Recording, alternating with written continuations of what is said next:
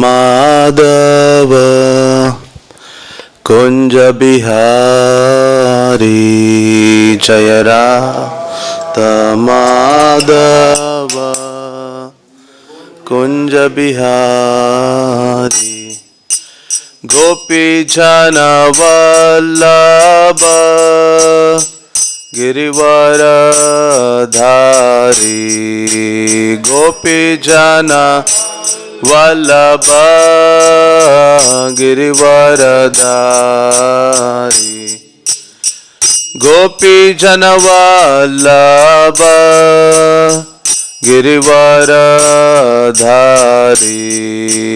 गोपी जन वल्लभ गिरिवर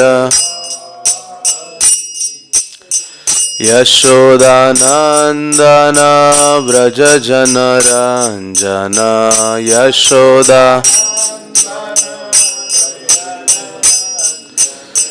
यशोदानंदन व्रज जन रंजन यशोदानंदन व्रज यमुना तीरावन चारी यमुना तीरावनचारी यमुना तीरावनचारी यमुना तीरावनचारी जय राधा माधव कुंज बिहारी जय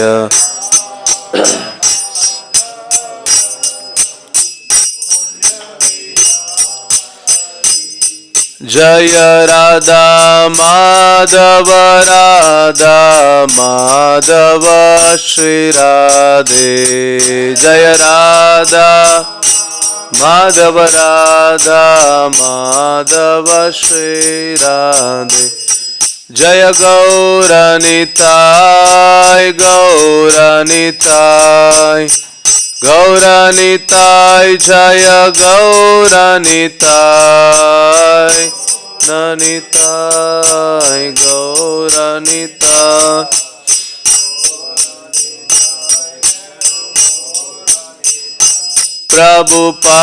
प्रभुपाद प्रभुपाद प्रभुपाद श्रीला प्रभुपाद प्रभुपाद प्रभुपाद प्रभुपाद श्रीला प्रभुपाद जय ओम विष्णुपाद परमहंस परिव्राजकाचार्य अष्टोत्तर शत श्रीमद् इस डिवाइन ग्रेस ऐसी भक्ति वेदांत स्वामी श्रीला प्रभुपाद की इस्कॉन वीवीटी फाउंडर आचार्य श्रीला प्रभुपाद की श्री श्री कृष्ण बलराम की श्री श्री राधा श्याम सुंदर की श्री श्री निताय गौर सुंदर की समवेद गौर भक्त वृंद की निताय गौर प्रेमानंदे। ओम नमो भगवते वासुदेवाय ओम नमो भगवते वासुदेवाय ओम नमो भगवते वासुदेवाय ओम अज्ञानतिमिरान्धस्य ज्ञानाञ्जनशलाकया चक्षुरुन्मिलितं येन तस्मै श्रीगुरवे नमः।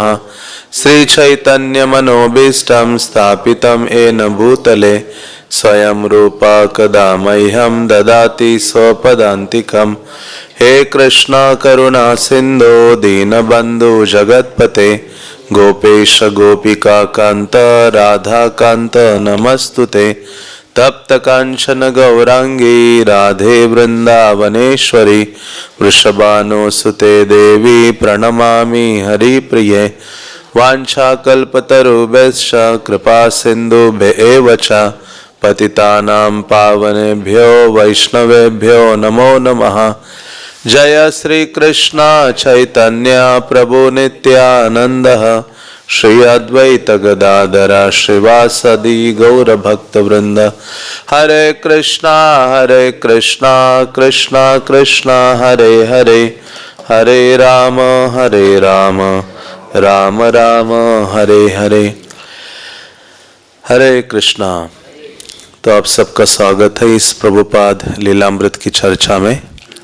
प्रत्येक रविवार को हम प्रभुपाद जी का जो ये अद्भुत लीला चरित्र है उसका पाठ करते हैं, जिसका लेखन सत्स्वरूप दास गोस्वामी महाराज के द्वारा किया हुआ है और अध्याय 10 है।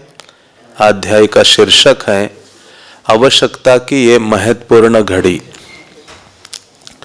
तो पिछले रविवार को हमने चर्चा की थी कि किस प्रकार से श्रील प्रभुपाद जी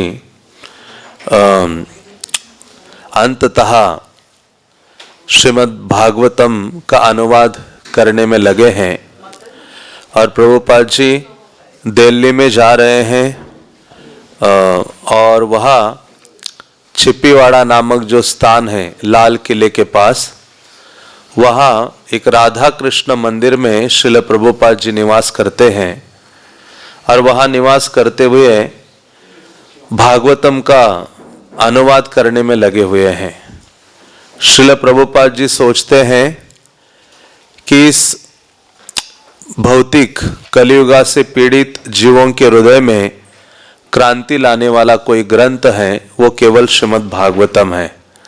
तो प्रभुपाद जी सोच रहे थे कि मेरा अंग्रेजी इतना अच्छा नहीं है, कुछ त्रुटियां हो सकती है, लेकिन फिर भी जो ये कृष्ण भक्ति का संदेश है ये बहुत शक्तिशाली है, क्योंकि ये परंपरा के द्वारा प्राप्त हुआ है और मैं परंपरा के द्वारा प्राप्त जो संदेश है उसको प्रस्तुत कर रहा हूँ।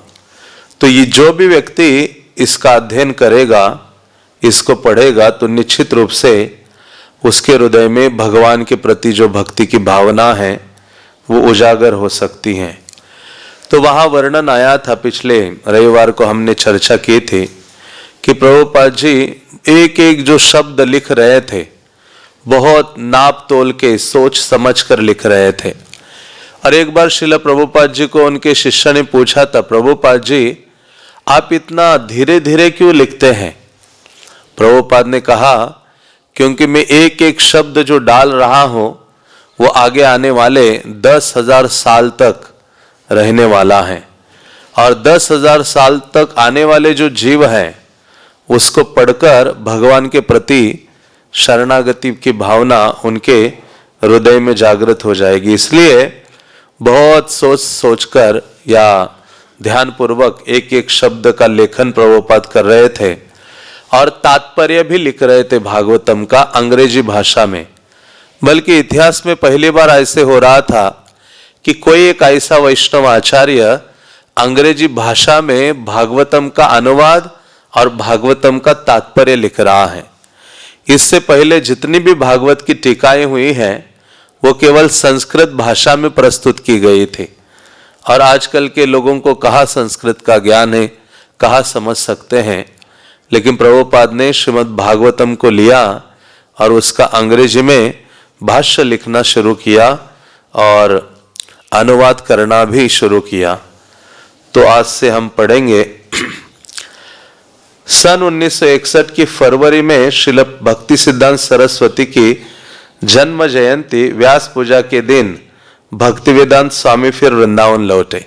तो आज भक्ति सिद्धांत महाराज का तिरोभाव है और यहाँ हम पहली लाइन पढ़ रहे हैं कि 1961 में प्रभुपाद का भक्ति सिद्धांत सरस्वती महाराज का व्यास पूजा दिन आया था। तो प्रभुपाद जी तो दिल्ली में जाके रह रहे थे चिप्पीवाड़ा के उस राधा कृष्ण मंदिर में। तो जब भक्ति सिद्धांत महाराज का प्राकट्य का दिन आया व्यास पूजा का, तो वृंदावन लौट आए। श्रील भक्ति सिद्धांत के कुछ शिष्य उनके सम्मान में उस दिन एकत्रित हुए थे। उन्होंने उनके चित्र को पुष्प अर्पित किए थे और मंदिर में सामुदायिक कीर्तन किया था। लेकिन भक्ति वेदांत स्वामी का विचार था कि उन्हें उससे भी अधिक कुछ और करना चाहिए था। तो श्रील प्रभुपाद जी आए थे अपने आध्यात्मिक गुरु का व्यास पूजा मनाने के लिए।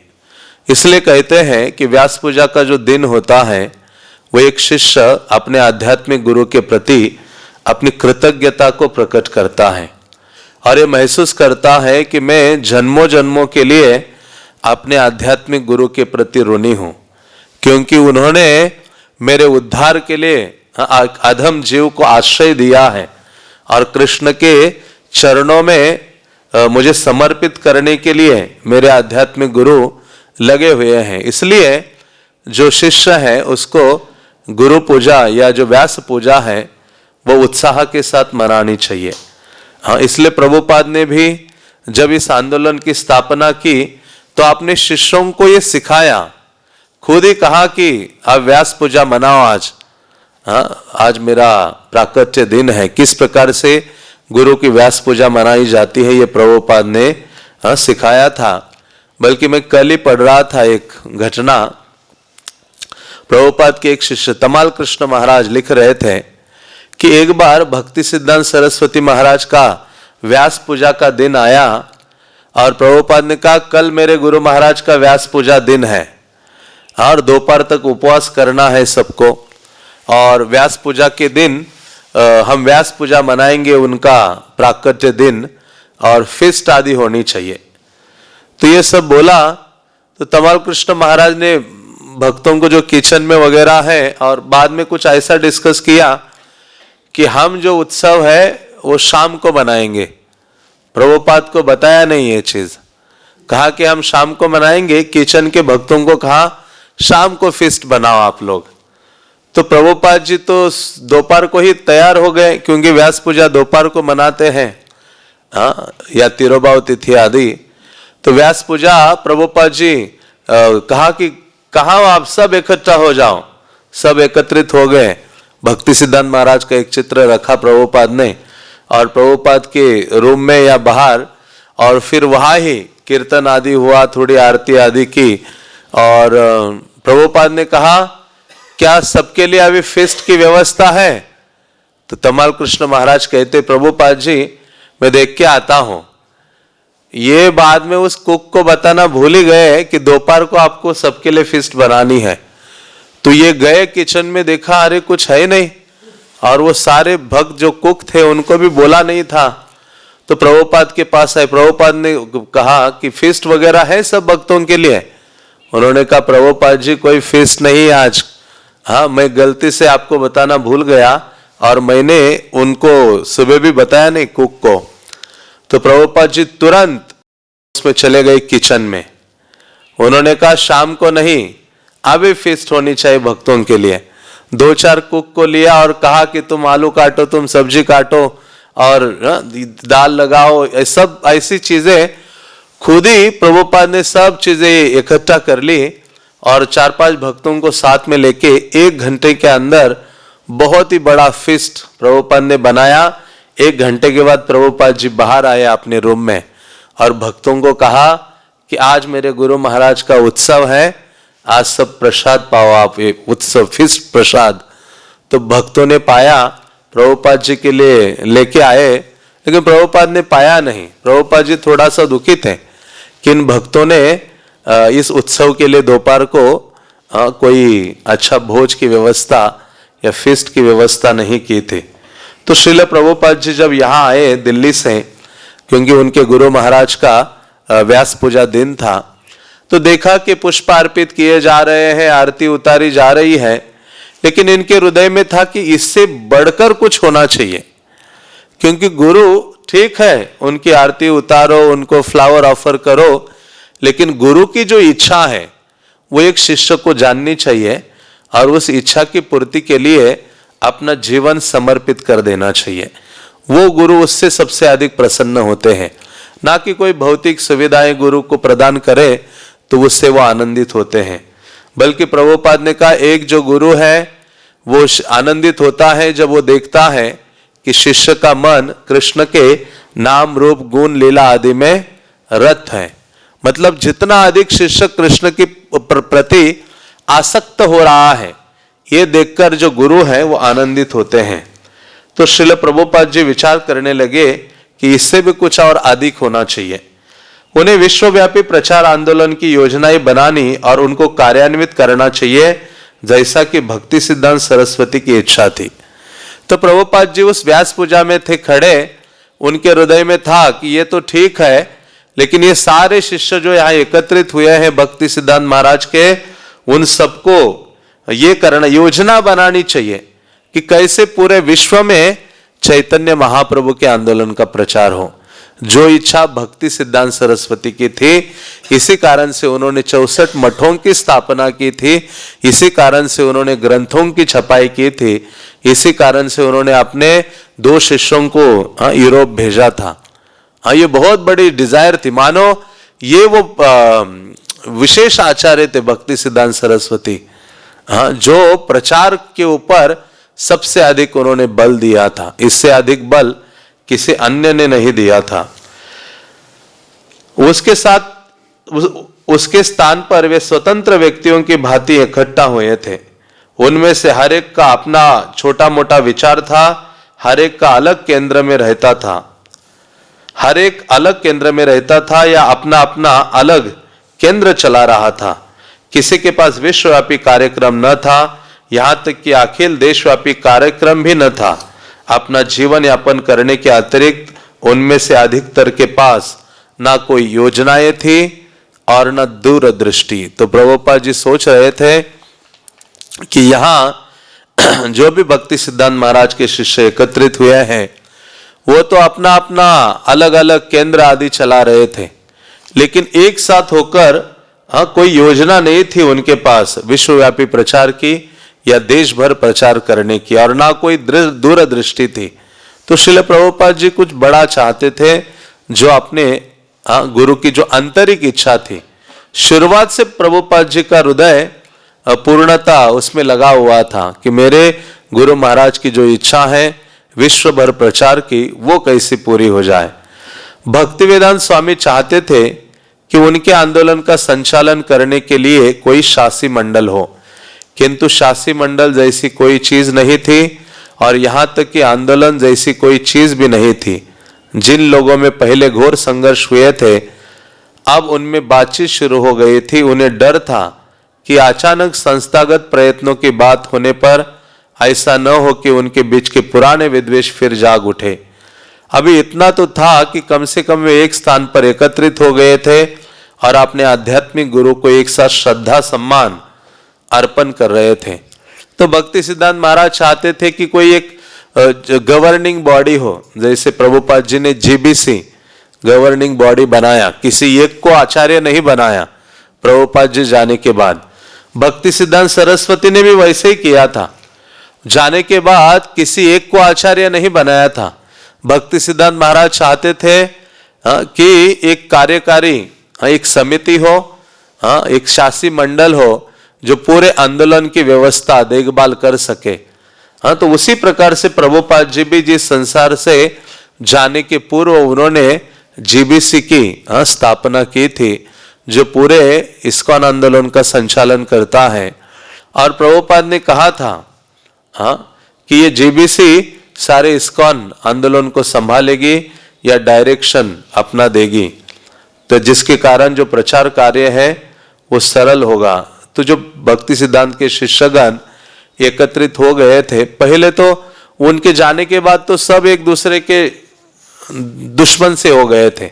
हर एक ने अपने अपने मठ अपने अंदर कर लिया था, अपना अपना वर्चस्व स्थापित कर रहे थे, और इस कारण से जो प्रचार का कार्य है वो नष्ट हो गया और केवल इन कार्यों में वो लगे रहे।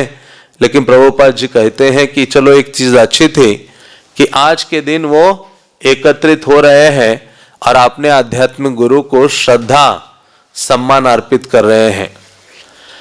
अपने गुरु भाइयों के बीच भक्तिवेदांत स्वामी एक कनिष्ठ सन्यासी थे। यद्यपि लेखक और संपादक के रूप में वे मान्य थे, लेकिन उनका कोई मंदिर या कोई अनुयायी नहीं था। तब भी वे जानते थे कि वे भक्ति सिद्धांत सरस्वती के अनुगमन का प्रयत्न कर रहे थे। माया की विशाल शक्तियों के विरुद्ध उन्होंने अपने को असहाय और अकेला पाया।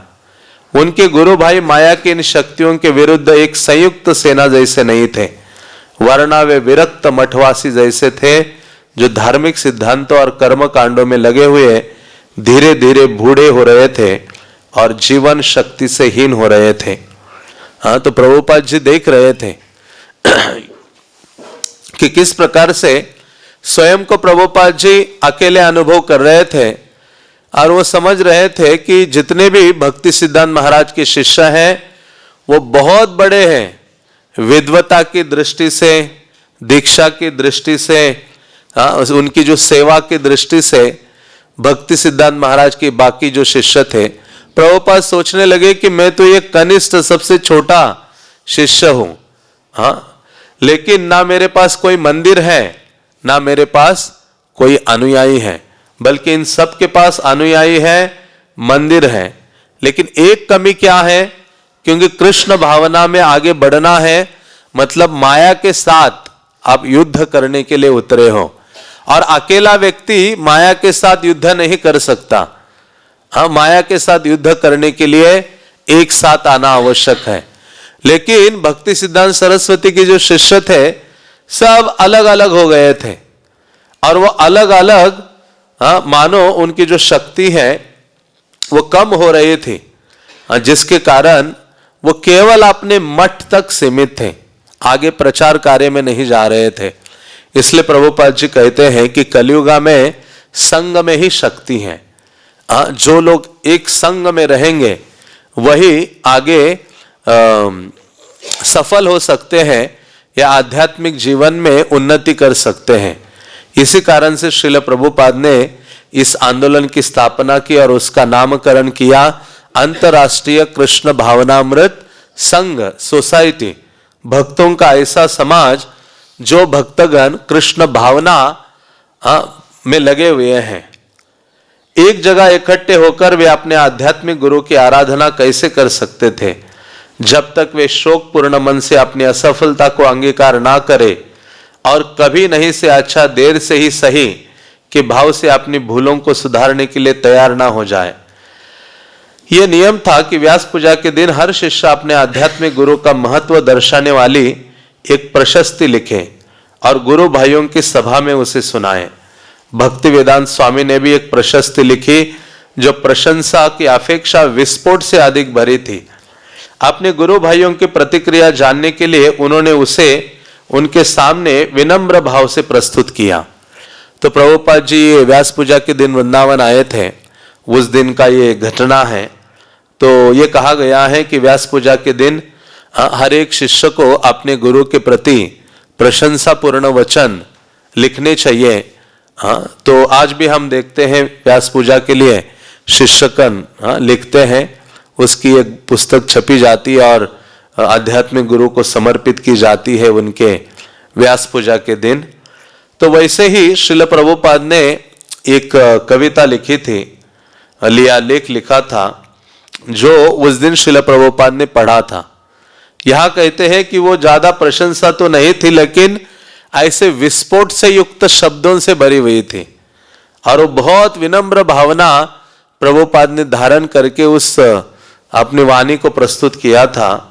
प्रभुपाद जी ने लिखा था, अब भी मेरे गुरु भाइयों, गुरु के आदेश पर आप यहां एकत्र होते हैं और एक साथ उनकी पूजा करते हैं, किंतु पुष्पों तथा फूलों के उत्सव मात्र से पूजा नहीं होती। जो गुरु के संदेश का वाहक होता है वही सच्चा पुजारी वही है। तो एक ही शब्द में इतनी बड़ी, एक ही पंक्ति में प्रभुपाद ने इतना बड़ा मानो कड़वा जो सच है वो प्रस्तुत किया है। वो कहते हैं फल पुष्प आदि देकर कोई उत्सव साजरा नहीं, संपन्न नहीं किया जा सकता, बल्कि वास्तव में गुरु का वही असली पुजारी है, सेवक है या असली शिष्य है, जो गुरु के संदेश को आगे पहुंचाने का कार्य करता है। और यही परंपरा है। कितनी लज्जा की बात है मेरे बंधुओं, जिस व्यापारी ढंग से आप शिष्य समुदाय बढ़ाते हैं, क्या उससे आपको घबराहट नहीं होती? प्रभुपाद जी मानो जो उनके गुरु भाई गण भक्ति सिद्धांत के शिष्य वहां एकत्रित हुए हैं, उनको एक प्रकार से डांट लगा रहे हैं या समझा रहे हैं, उनको मानो जगा रहे हैं। वो कह रहे हैं कि कितनी लज्जा की बात है कि आप तो केवल शिष्य बनाने में लगे हो, लेकिन इससे आपको घबराहट नहीं होती है। हमारे गुरु का आदेश था प्रचार करो, नए शिष्यों को मंदिरों में रहने दो और उन्हें केवल घंटियां बजाने दो। हाँ, वो कहते हैं कि मेन कार्य तो प्रचार होना चाहिए। भक्ति सिद्धांत महाराज ने जितना जोर शोर से अकेले महाप्रभु के आंदोलन का प्रचार किया, उसके बाद तो उनके जाने के उपरांत सारा प्रचार कार्य ठप्प हो गया था। तो उन्होंने कहा कि आप क्या करो, मेन तो कार्य है प्रचार करना, यही गुरु का आदेश। और देख रहे हैं कि कोई प्रचार में नहीं लगा हुआ है, जो अपना मठ मंदिर आदि सबको बस संभालने में लगे हुए हैं, अपना जीवन यापन करने में लगे हुए हैं। तो उन्होंने कहा यह उचित नहीं है, जो नए भक्त है उनको मंदिर में रहने दो, वो घंटियां बजाएंगे, आरती उतारेंगे, बाकी सब बाहर निकलो, आप प्रचार करो, आप भक्ति सिद्धांत सरस्वती के शिष्य हो। किंतु जो भयानक परिस्थिति उत्पन्न हो गई है उस पर ध्यान से दृष्टिपात करो। हर एक इंद्रिय सुख में लीन हो गया है और हर एक ने प्रचार कार्य छोड़ दिया है। तो प्रभुपाद जी लिखते उसमें कि हर कोई भक्ति सिद्धांत के बाद अपनी इंद्रिय तृप्ति के कार्यों में लगा हुआ है और प्रचार कार्य को उन्होंने पूर्णतः छोड़ दिया है, त्याग दिया है। सागर पृथ्वी के आर पार ब्रह्मांड को भेद कर एक हो जाओ और इस कृष्ण भावनामृत का प्रचार करो। तो उस कविता की इस लाइन में लिखते हैं कि आपको प्रचार के लिए इतना बड़ा स्थान दिया है, हाँ, सागर के उस पार चले जाओ, पृथ्वी के आर पार, और कृष्ण भावनामृत का प्रचार करो, तभी हमारे आध्यात्मिक गुरु की उपयुक्त सेवा होगी। आज वचन दो, राजनीति कूटनीति का त्याग करो। तो प्रभुपाद जी ने जो कविता लिखा था, जिसमें प्रभुपाद ने कहा जब ये करोगे, विश्वभर कृष्ण भावनामृत का प्रचार करोगे, यही वास्तव में भक्ति सिद्धांत सरस्वती की असली सेवा है। हाँ, उसी से ही आध्यात्मिक गुरु की प्रसन्नता है, क्योंकि आध्यात्मिक गुरु का जो प्रामाणिक आध्यात्मिक गुरु है उसका जीवन चैतन्य महाप्रभु की शिक्षा है। और चैतन्य महाप्रभु का संदेश क्या है? पृथ्वी ते आछे जता नगर आदि ग्राम, सर्वत्र प्रचार होई बे मोर नाम। महाप्रभु का वो आदेश है। महाप्रभु ने कहा है कि नगर नगर ग्राम ग्राम में मेरे नाम का प्रचार होना चाहिए।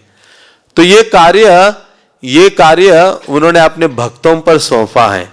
इसलिए इस परंपरा में जितने भी वैष्णव आचार्य गण आए, उन्होंने उस कार्य को आगे बढ़ाया है। नित्यानंद प्रभु ने बढ़ाया है, षडगोस्वामियों ने बढ़ाया है, नरोत्तम दास ठाकुर आदि, श्रीनिवास आचार्य, श्यामानंद पंडित, उनके पश्चात जितने भी आचार्य गण आए, उन्होंने इस प्रचार कार्य को बढ़ाया। भक्ति विनोद ठाकुर ने बढ़ाया, भक्ति सिद्धांत सरस्वती ने वही शिक्षा दी। इसलिए प्रभुपाद जी कहते हैं यही भक्ति सिद्धांत सरस्वती की असली कोई सेवा है तो यही है, प्रचार करो, कृष्ण भावना दूसरों तक पहुंचाओ। एन के न प्रकारे न, किसी ना किसी प्रकार से प्रवचन देना ही प्रचार नहीं है, बल्कि आजकल हम सुनते हैं ना, प्रभुपाद के ग्रंथों का वितरण करना सर्वोच्च प्रचार है। प्रभुपाद कहते तुम्हारा ये प्रवचन आधा घंटे का क्या करेगा, लोग सुनेंगे और 1 मिनट के बाद भूल जाएंगे, लेकिन उनके गोद में एक कृष्ण पुस्तक दे दो, वो प्रचार करेगा, ग्रंथ उसे प्रचारित करेगा। तो भक्ति सिद्धांत सरस्वती महाराज को वास्तविक सेवा क्या है, श्रील प्रभुपाद जी यहाँ कहते अपनी इस कविता में, तभी हमारे आध्यात्मिक गुरु की उपयुक्त सेवा होगी जब हम एक साथ होंगे और प्रचार करेंगे। आज वचन दो, आज का दिन है, उन्होंने कहा ये व्यास पूजा का दिन है, आप सब वचन दो, अपनी राजनीति, पॉलिटिक्स, कूटनीति आदि सबको छोड़ दो। यदि भक्ति सिद्धांत सरस्वती के शिष्य एकजुट होकर प्रचार कार्य में लग जाए तो इस बात की पूरी संभावना थी कि वे इस पापमय संसार में आध्यात्मिक क्रांति ले आते। श्रील भक्ति सिद्धांत सरस्वती को ऐसी ही आशा थी और भक्ति वेदांत स्वामी ने उस आशा को व्यास पूजा की अपनी प्रशस्ति में अभिव्यक्त किया। तो भक्ति सिद्धांत महाराज का यही हृदय की भावना थी। आगे 3 पंक्तियां हैं उस कविता की, जिसमें लिखते हैं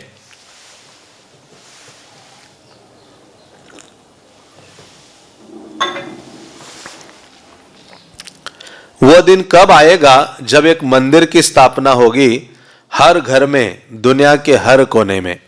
हाँ, तो प्रभुपाद जी उस दिन ये मानो विचार कर रहे हैं कब वो दिन आएगा, विश्व के हर कोने कोने में मंदिर की स्थापना होगी।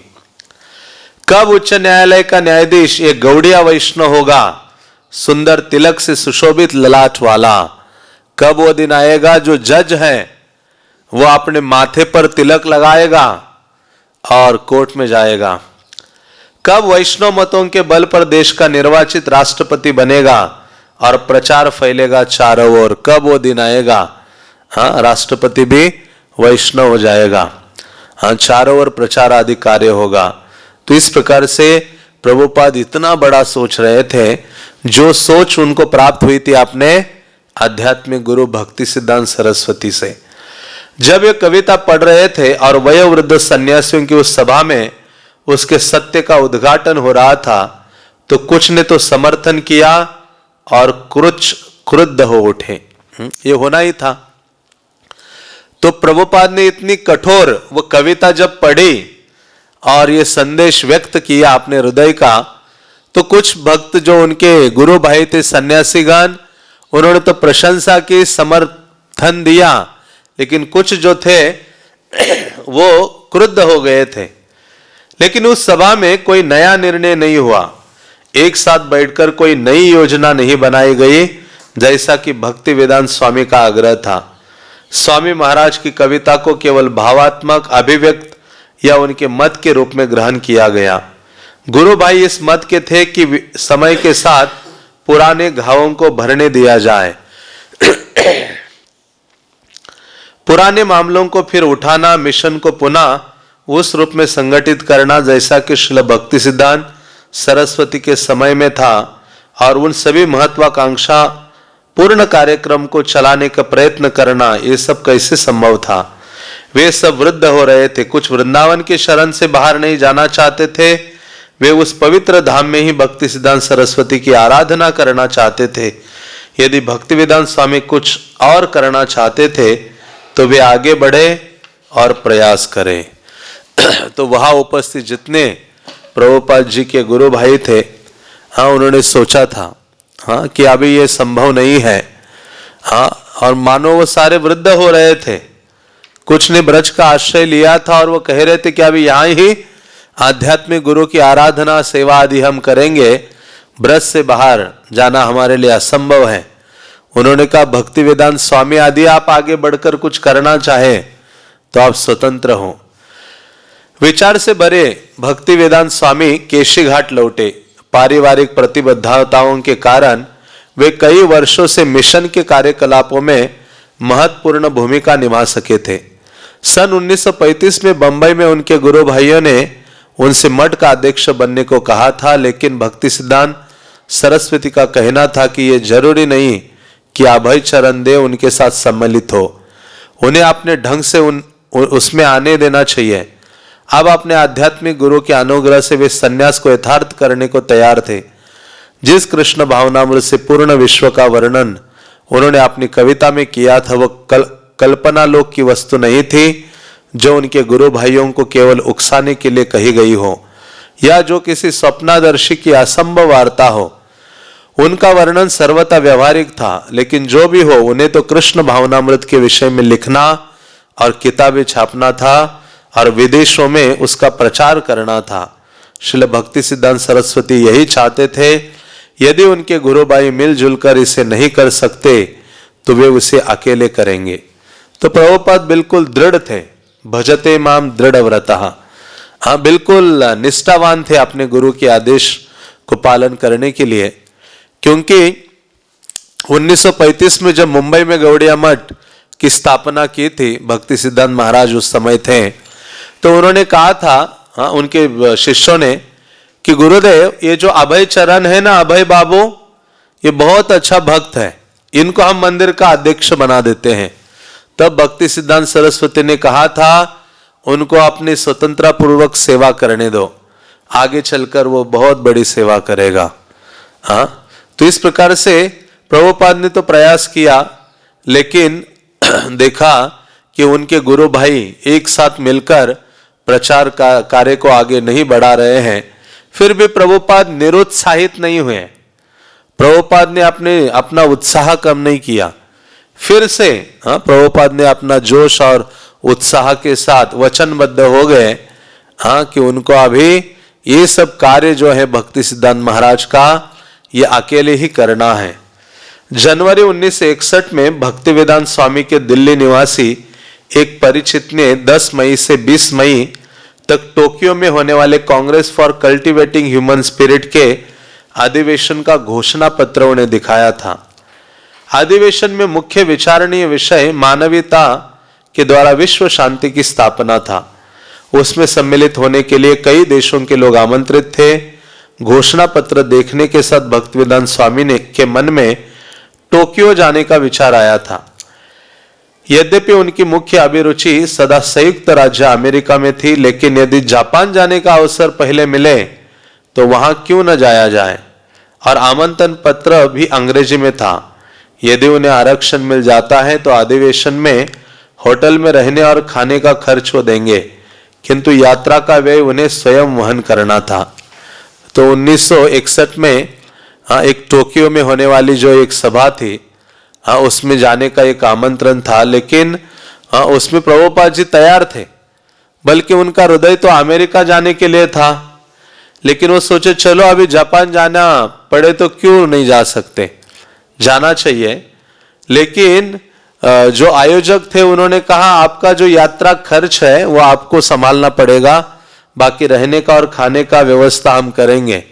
तो प्रभुपाद जी के पास उतना धन नहीं था कि वो अपना यात्रा का जो व्यय है खुद खर्च करे। भक्तिवेदांत स्वामी ने international foundation for culture harmony के संस्थापकों को लिखा और मानवता का विकास कैसे करना चाहिए विषय पर भाषण देने का प्रस्ताव किया। संस्था के प्रधान सचिव श्रीमान तोशीहिरो नाकानो ने केशी घाट के पत्ते पर उन्हें उत्तर भेजा। उन्होंने भारत की आध्यात्मिक संस्कृति और भक्तिवेदांत स्वामी द्वारा प्रस्तावित विषय के संबंध में बड़ा सम्मान प्रकट किया। श्रीमान नाकानो ने एक आधिकारिक प्रमाण पत्र संलग्न किया, जिसके लिए भक्तिवेदांत स्वामी ने प्रार्थना की थी। उसमें लिखा था कि भक्ति सिद्धांत स्वामी अधिवेशन में एक अधिकृत समभागी होंगे और जापान में उनका सारा व्यय अधिवेशन द्वारा वहन किया जाएगा। सभी संबंधित लोगों से यह भी प्रार्थना की गई थी कि उन्हें पारपत्र और प्रवेश पत्र समय से दिया जाए ताकि वे जापान में 10 मई तक पहुंच सके। तब भक्तिवेदांत स्वामी के मन में अधिवेशन के लिए एक विशेष योजना का विचार पैदा हुआ। श्रीमद् भागवत के 10वें स्कंद के 20वें अध्याय में वृंदावन के शरद ऋतु का वर्णन आता है। भागवत वृंदावन की हर ऋतु के समानांतर वैदिक शिक्षा का वर्णन करता है। उदाहरण के लिए शरद ऋतु की वर्षा वाली मेघाच्छादित काली संध्या की तुलना आधुनिक कलयुग से करता है, जब वैदिक ज्ञान के चमकते तारे, संत महात्मा और धार्मिक ग्रंथ नास्तिकतावादी सभ्यता के अंधकार से थोड़े समय के लिए ढक जाते हैं। इस अध्याय में इस तरह के दर्जनों उदाहरण हैं।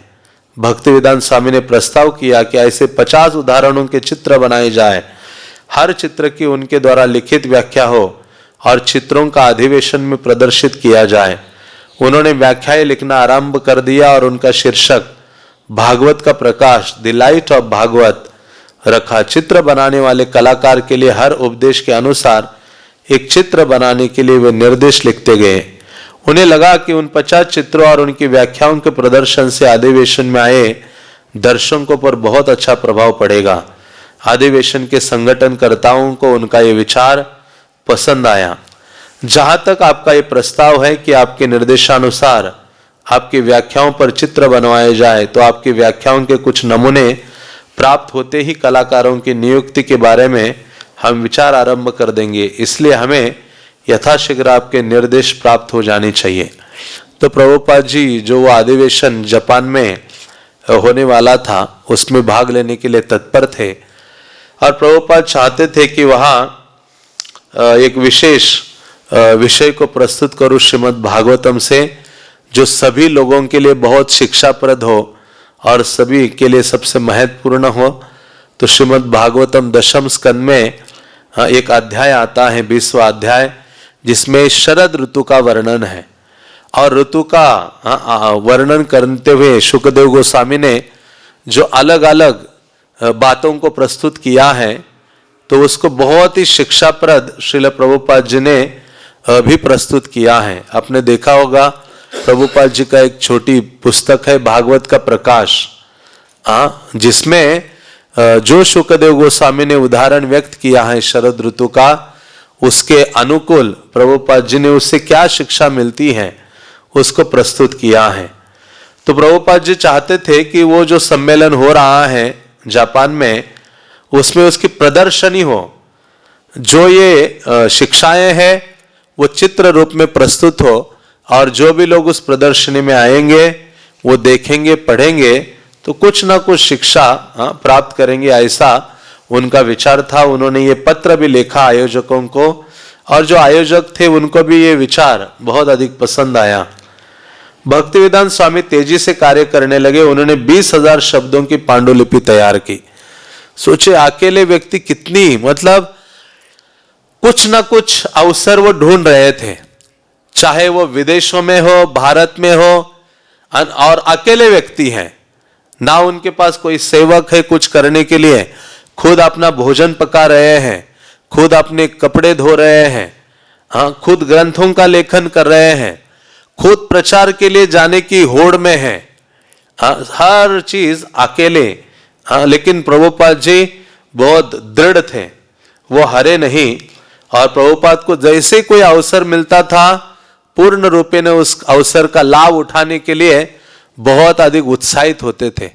उनको पता चला वहां अधिवेशन होगा, वहां कृष्ण के बारे में बोलने का अवसर होगा, वहां कृष्ण भावना को प्रस्तुत कर पाऊंगा, तुरंत उन्होंने 20,000 शब्दों से युक्त लेखन शुरू कर दिया। चित्रों में वर्षा काल में वृंदावन के वनों, खेतों और आसमानों का चित्रण होना था। पाठों में यत्र तत्र नास्तिकतावादी सरकारों की, भौतिकतावादियों की और झूठे धर्मानुयायियों की आलोचनाएं थी। कहीं कहीं उनमें नैतिक सिद्धांतों और भगवत चेतना का वर्णन था, और कहीं कहीं भगवान कृष्ण और वृंदावन में उनके शाश्वत सहचारियों के विषय में उल्लेख थे। भक्तिवेदांत स्वामी और जापान में अधिवेशन के संस्थापकों के बीच सभी कार्य ठीक चला। भक्तिवेदांत स्वामी की समस्या यात्रा के लिए किराया जुटाने की थी। उन्होंने सभी संभव स्रोत आजमाए। केंद्रीय सरकार के वैज्ञानिक अनुसंधान और सांस्कृतिक मामलों के मंत्रालय को पत्र लिखते हुए उन्होंने श्रीमान नाकानो को प्रमाण पत्र संलग्न किया और एक सन्यासी के रूप में अपनी स्थिति स्पष्ट की। देर मार्च में उन्हें एक प्रपत्र भरकर लौटाने के लिए प्राप्त हुआ। समय थोड़ा रह गया था। 19 मार्च को उन्होंने उपराष्ट्रपति डॉक्टर राधाकृष्णन को, जिनसे उनकी कुछ जान पहचान थी, एक पत्र लिखा। आप जानते हैं कि मैं एक सन्यासी हूं और बैंक से मेरा कुछ लेना देना नहीं है, ना किसी अन्य वित्तीय संस्थानों से मेरा कोई रिश्ता है, किंतु जापानी संस्थापकों को मेरा साहित्य पसंद आया है और वे चाहते हैं कि मैं वहां पहुंचूं। राष्ट्रपति को भी उन्होंने लिखा। प्रभुपाद चाहते थे कि कोई उनको किराया दे जिसके द्वारा वो जापान तक पहुंचे और ये जो भागवत की बात है उसको प्रस्तुत करें। उन्होंने तर्क प्रस्तुत किया कि चूंकि प्राचीन काल में भारत के महान आचार्य अपने ज्ञान का प्रसार संसार के कल्याण के लिए करते रहे, इसलिए आज की भारत सरकार को भी चाहिए कि उन आचार्यों के प्रतिनिधियों को आत्मा का संदेश देने के लिए भेजें। उन्होंने बंबई में सिंधिया स्टीम नेविगेशन कंपनी के उप प्रबंधक को भी लिखा और उन्हें स्मरण कराया कि 1958 में संयुक्त राज्य अमेरिका की यात्रा के किराए में वे उन्हें 50% छूट देने को तैयार थे। जापान के श्रीमान नाकानो के आमंत्रण के बारे में बताने के बाद भक्तिवेदांत स्वामी ने लिखा कि जापान जाने आने का पूरा किराया अमेरिका के आधे किराए से भी कम होगा। तो प्रभुपाद चाहते थे कि कोई उनका सहयोग करे, उनकी सहायता करे। बल्कि प्रभुपाद जी ये चाहते थे कि भारत सरकार ने ऐसे महान आचार्यों को स्पॉन्सर करना चाहिए कि विदेशों में जाकर जो भारतीय संस्कृति का संदेश है वो आप आगे बढ़ाओ, इसके लिए प्रेरित करना चाहिए। अधिवेशन के लिए 1.5 महीने से भी कम रह गया था, सभी संभावनाओं पर एक साथ सोचते हुए उन्होंने एक दूसरे संभाव्य अनुदानकर्ता श्रीमान व्रजरत्न एस मेहता को लिखा, जिन्होंने कभी भक्तिवेदांत स्वामी को दक्षिण अमेरिका भेजने की तत्परता दिखाई थी। जब वहां के एक भारतीय ने आध्यात्मिक विषयों में रुचि प्रकट करते हुए लिखा था। उस समय भक्तिवेदांत स्वामी को भारत सरकार से समुचित प्रमाण पत्र प्राप्त नहीं हो सका था, किंतु अब उन्होंने लिखा कि इस समय रुचि रखने वाले लोगों की अंतर्राष्ट्रीय सभा में वैदिक साहित्य के संदेश को प्रस्तुत करने का नया अवसर था और जापान की यात्रा की टिकट भी दक्षिण अमेरिका की टिकट से कम थी। जिस दिन उन्होंने श्रीमान मोहता को लिखा, उसी दिन उन्होंने वैज्ञानिक अनुसंधान मंत्रालय को प्रपत्र पूरा करके भेजा। इस प्रश्न के उत्तर में वे अनुदान क्यों मांग रहे थे और क्या पहले भी उन्होंने कभी अनुदान मांगा था। उन्होंने लिखा, इसके पूर्व मैंने मंत्रालय से वित्तीय सहायता कभी नहीं चाही, क्योंकि इसकी कोई आवश्यकता नहीं थी। एक सन्यासी के रूप में मैं वित्तीय सहायता तभी मांग सकता हूं जब मुझे उसकी अनिवार्य आवश्यकता हो। हमारा जीवन इस बात के लिए समर्पित है कि हम प्रसुप्त आध्यात्मिक चेतना को जागृत करके समस्त मानवता की सेवा करें। तो प्रभुपाद जी भारतीय मंत्रालय आदि सभी को निवेदन कर रहे थे कि मैं तो एक साधारण सा सन्यासी हूं, ना मेरे पास बैंक अकाउंट है, ना मेरे पास धन है। मुझे अभी अवसर प्राप्त हो रहा है जापान जाने का, कृष्ण भक्ति का वहां उपदेश देने का, तो आप मेरी कुछ सहायता कीजिए, क्योंकि मेरा केवल एकमात्र कार्य है लोगों के जीवन में जो कृष्ण चेतना है उसको जगाना है। मेरा अन्य कोई स्वार्थ नहीं है। प्रभुपाद बहुत ईमानदार थे, बहुत प्रामाणिक से प्रस्तुत कर रहे थे। और मानो इतना प्रचार के लिए इतना प्रयास कौन कर सकता है। कोई कहता चले जाने तो क्या इतना पड़ा हुआ है, धन नहीं है, कहां उधर जापान के लिए जाना, ये होना वो होना। लेकिन नहीं, प्रभुपाद जानते थे कि ये चैतन्य महाप्रभु की सेवा है। भगवान क्या देखते हैं, एक भक्त का प्रयास देखते हैं। क्या देखते हैं? प्रयास को देखते हैं। और जब भक्त प्रयास करता है सेवा के लिए और हरे कृष्ण महामंत्र का गंभीरता से उच्चारण के लिए स्ट्रगल करते हुए भगवान देखते ये प्रयास कर रहा है और प्रार्थना कर रहा है मेरी सेवा के लिए और सेवा करने की, तो भगवान ऐसे जीव के ऊपर, ऐसे भक्त के ऊपर अपनी अनुकंपा करते हैं, कृपा करते हैं। जैसे यशोदा माता ने बहुत प्रयास किया कृष्ण को बांधने का, तो भगवान ने देखा माता यशोदा इतना प्रयास कर रही है, भगवान ने अपनी कृपा की। उसी प्रकार से यदि कोई व्यक्ति कृष्ण की किसी भी सेवा के लिए प्रयास करता है ना, भगवान पूर्णता उसको सहायता प्रदान करते हैं। जैसे भक्ति सिद्धांत सरस्वती महाराज के जीवन में आता है। भक्ति सिद्धांत सरस्वती महाराज जब नवद्वीप गए और नवद्वीप जाकर उन्होंने लगभग 10 साल के लिए हरे कृष्ण महामंत्र का उच्चारण किया। हरे कृष्णा कृष्णा कृष्णा हरे हरे, हरे राम राम राम हरे हरे। तो भक्ति सिद्धांत महाराज ने बहुत 10 साल के लिए एक जगह बैठकर जप किया। बल्कि और बारिश आती थी तो झोपड़ी बनाया था उन्होंने चैतन्य महाप्रभु के जन्म स्थान के सामने, झोपड़ी बनाकर उसमें जाप करते थे दिन रात। और बारिश आती थी तो एक छाता हाथ में लेते थे, जप करते थे। और एक ही बार ऐसी खिचड़ी जिसमें ना नमक ना कुछ, वो खाते थे, वो भी जमीन में डालते थे, दोनों हाथ पीछे कर लेते थे और मुंह से जितना आ जाए उतना खाते थे। लेकिन नाम उसको बोला गया है शतकोटि नाम यज्ञ, भक्ति सिद्धांत महाराज ने किया था। 100 करोड़ नाम लिए थे और उसके पश्चात प्रचार के लिए निकले थे। बल्कि ये करने के पश्चात ऐसे कहा जाता है कि चैतन्य भागवत आदि का एक पन्ना आता है और जिसके ऊपर लिखा था प्रचार के बारे में। और जब भक्ति सिद्धांत महाराज ने सोचा कि अरे मैं कैसे प्रचार करूंगा, मेरे पास ना शिष्य है, ना धन है, ना कुछ है। तो भक्ति सिद्धांत महाराज जब रात्रि में शयन कर रहे थे तो उनके स्वप्न में सारी गुरु परंपरा आ गई। उन्होंने कहा भक्ति सिद्धांत तुम्हें डरने की आवश्यकता नहीं है। हाँ, तुम बस निकल पड़ो, नवद्वीप से बाहर निकलो प्रचार के लिए। तुम्हारे लिए हम अनुयायी भेजेंगे, धन भेजेंगे, सारी व्यवस्था करेंगे, लेकिन क्या करो, प्रचार के लिए बाहर निकलो। हाँ, भक्ति विनोद ठाकुर, गौर कृष्णदास बाबा जी, जगन्नाथ बाबा जी, पंचतत्व सब स्वप्न में आकर उनको इस प्रकार से कह रहे थे। तो उसी प्रकार से भक्ति सिद्धांत सरस्वती निकल पड़ते हैं प्रचार के कार्य में।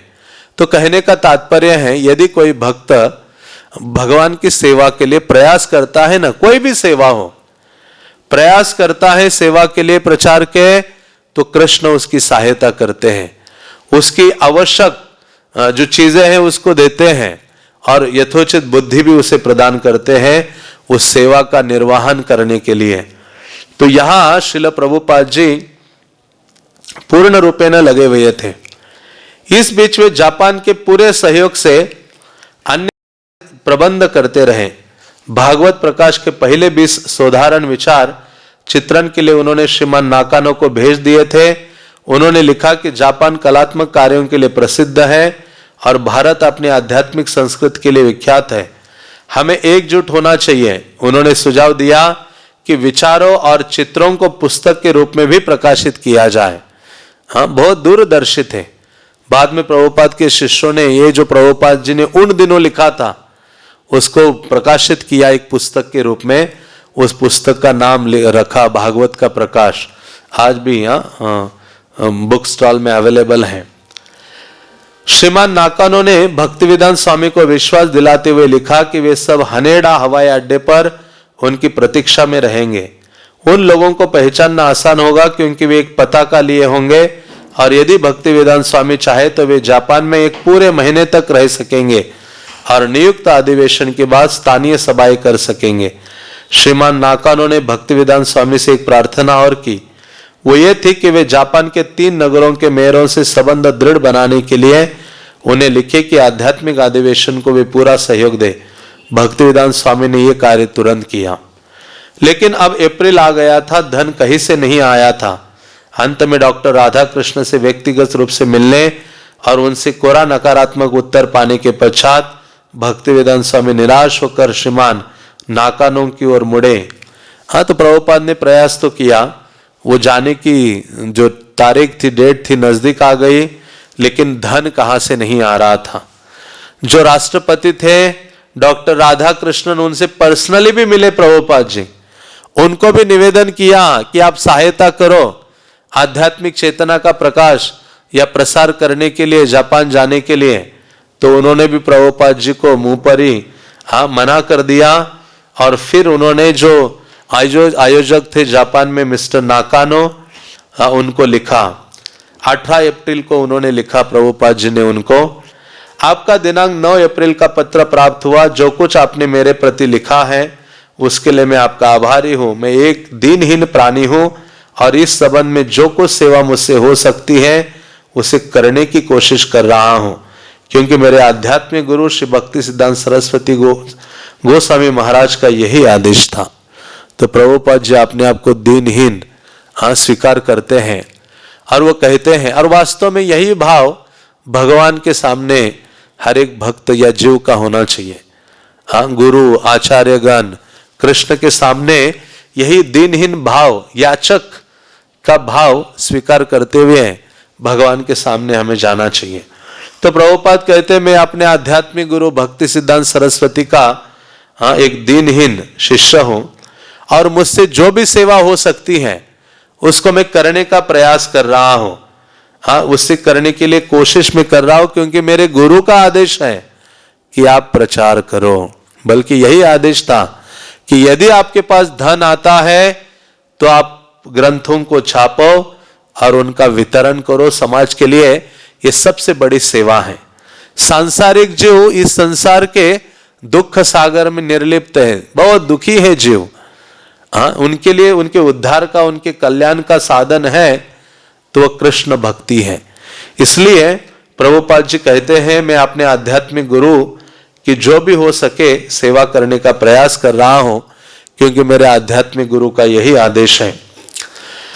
मेरे स्वागत को जो व्यवस्था आप कर रहे हैं उसे जानकर मुझे अति प्रसन्नता है, लेकिन आपको मेरी यह विनम्र सूचना है कि मेरी यात्रा के किराए का जो लगभग 3500 रुपए है, मामला अभी तक तय नहीं हुआ है। अब सोचो, उन दिनों 3500 प्रभुपाद जी कह रहे हैं, वो इकट्ठा नहीं हुआ है मुझे आने के लिए।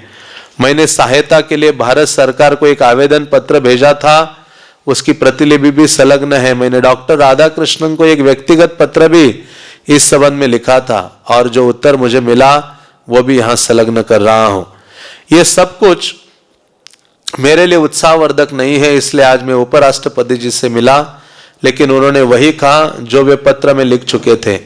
यद्यपि मैं अभी एकदम निराश नहीं हूं, लेकिन मुझे ये सोचकर चिंता अवश्य है कि यदि सरकार ने सहायता देने से इनकार कर दिया तो मैं क्या करूंगा। इसलिए इस संबंध में मैं आपका सत् परामर्श चाहता हूं।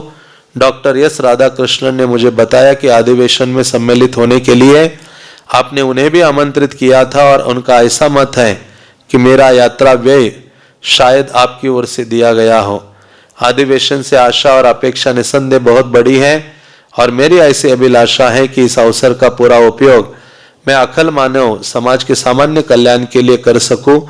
मैंने अपने विचारों को पूरी तरह से उन वक्तव्य में अभिव्यक्त किया है जो मैं आपके पास प्रकाशनार्थ भेज चुका हूं। उन विचारों का सारांश मैंने मेयरों को भी भेजे गए पत्र में भी दिया है, जिसकी प्रतिलिपि यहाँ संलग्न है। सन्यासी होने के नाते मेरे पास खर्च के लिए धन नहीं है। ऐसी परिस्थिति में यदि सरकार ने यात्रा वे देने से इनकार किया तो उसके लिए मुझे आपसे प्रार्थना करनी पड़ेगी, अन्यथा अधिवेशन में सम्मिलित होना मेरे लिए एक सपना बनकर रह जाएगा। राजनेताओं के व्यवहार में मेरा विश्वास नहीं है, विशेषकर भारतीय राजनेताओं के व्यवहार में। डॉक्टर एस राधाकृष्णन की बात से मुझे ऐसा लगा कि सरकार ऐसे अधिवेशनों का अनुमोदन नहीं करती जिनका संगठन लोग निजी तौर पर करते हैं, और इसलिए सरकार ऐसे अधिवेशन में भाग नहीं लेती। मैं अंतिम निर्णय के लिए 1 सप्ताह तक और प्रतीक्षा करूंगा, जब हाँ या ना के रूप में मामला साफ हो जाएगा। तो प्रभुपाद जी ने जो जापान में अधिवेशन ऑर्गेनाइज किए थे, मिस्टर नाकानो, उनको इस प्रकार से लिखा था कि मैंने प्रयास किया है, मेरे आध्यात्मिक गुरु का आदेश है प्रचार करो, और मैं पूर्णतः एक दीनहीन प्राणी कुछ ना कुछ सेवा करने का प्रयास कर रहा हूं। मैंने बहुत प्रयास किया धन एकत्रित करने का जापान आने के लिए, लेकिन जो व्यय है वो इकट्ठा नहीं कर पा रहा हूं। तो आपका जो उत्तर है उसकी मैं प्रतीक्षा करूंगा। तो इस प्रकार से श्रील प्रभुपाद जी का समर्पण यहाँ दृष्टिगोचर होता है कि किस प्रकार से भक्ति सिद्धांत महाराज का जो आदेश था प्रचार, उसके लिए प्रभुपाद जी पूर्णता समर्पित थे। हरे कृष्णा कृष्णा कृष्णा हरे हरे, हरे राम राम राम हरे हरे। श्रील प्रभुपाद लीलामृत की, श्रील प्रभुपाद की निताय गौर प्रेमानंदे।